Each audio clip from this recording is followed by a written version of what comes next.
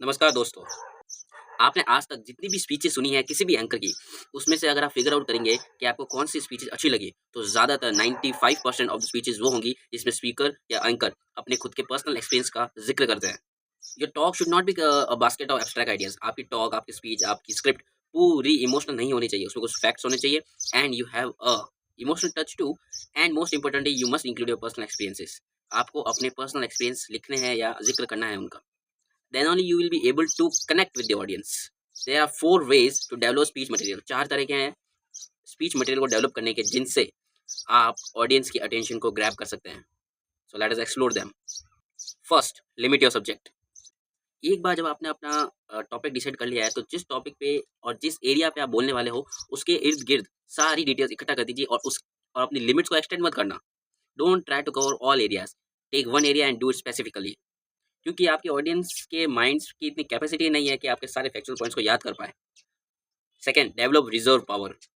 ये बहुत ही आसान है कि आप ऊपर ऊपर के फैक्ट्स दे दीजिए ऑडियंस को, और बहुत ही मुश्किल है बहुत डीप डाउन करना, बहुत रिसर्च करना. But believe me, the second way will work out.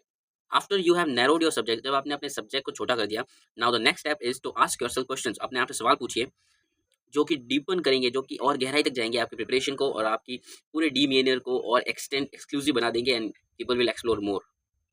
Talk with authority.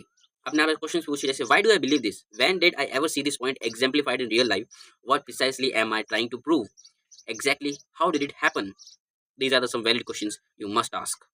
ये बहुत ही अच्छी लाइन है स्पीच प्रिपेयर करने के लिए. वो है assemble 100 thoughts around your theme. आपकी जो भी थीम है, जो भी सब्जेक्ट है, जो भी टॉपिक है, assemble 100 thoughts and then discard 90. ऐसा नहीं है कि कल स्पीच है तो 2 दिन पहले तो शुरू किया. नहीं, whenever you decide that you have to give speech, उसी दिन से आपको अपने फैक्ट्स कलेक्ट करने हैं उस सब्जेक्ट, उस थीम से रिलेटेड. एक बार जब आपने अपने सारे थॉट्स असेंबल कर दिए कि हाँ ये है मैं बोलने वाला हूँ, तो वर्ड टू वर्ड स्पीच मत लिखना और याद भी मत करना, क्योंकि अगर आपने वर्ड टू वर्ड स्पीच लिख दी तो उसकी फ्रेशनेस, उसकी वाइटलिटी चली जाएगी. Third, fill your talk with illustrations and examples. यहाँ डेल कार्नेगी एग्जांपल देते हैं कि how to win friends to influence people के जितने भी रूल्स है वो सब एक पेपर पे लिखे जा सकते हैं, लेकिन सिर्फ और सिर्फ इतने सारे एग्जांपल्स की वजह से वो बुक कम से कम 250 पेजेस की है. There is no denying the power of a story to hold attention in talking before groups as well as any organization or writing for magazines. Storytelling is a skill, is an art. Use several examples to support your each major point. And how can we acquire the most important technique of using illustrative material? हम ये example use कैसे कर सकते हैं? Humanise, personalise, specify, dramatise, visualise. Humanise का मतलब कोई lecture नहीं देना है, you must have story telling skill. और पर्सनलाइज का मतलब है कि लोगों के नाम के साथ उनके स्टोरीज बताओ. Be specific with your speech material. Don't clutter your talk. Sort out the blocks. Dramatise का मतलब है किसी डायरेक्ट कोटेशन या किसी की एक्टिंग करके दिखाना ताकि लोग आपके ऊपर ज़्यादा अटेंशन देने लगे. And visualise by dramatising your ideas. Fourth है use concrete and familiar words that create pictures. Picturise it all. Pictures pictures and pictures. Pictures लोगों के दिल में छप जाती है. अगर आप कोई भी बुक पढ़ते हैं तो सिर्फ लिखा होता है तो बहुत बोरिंग लगता है, but when you see a picture तो आपका अटेंशन उसी पे जाता है. तो क्रिएट पिक्चर्स बाय वर्ड्स.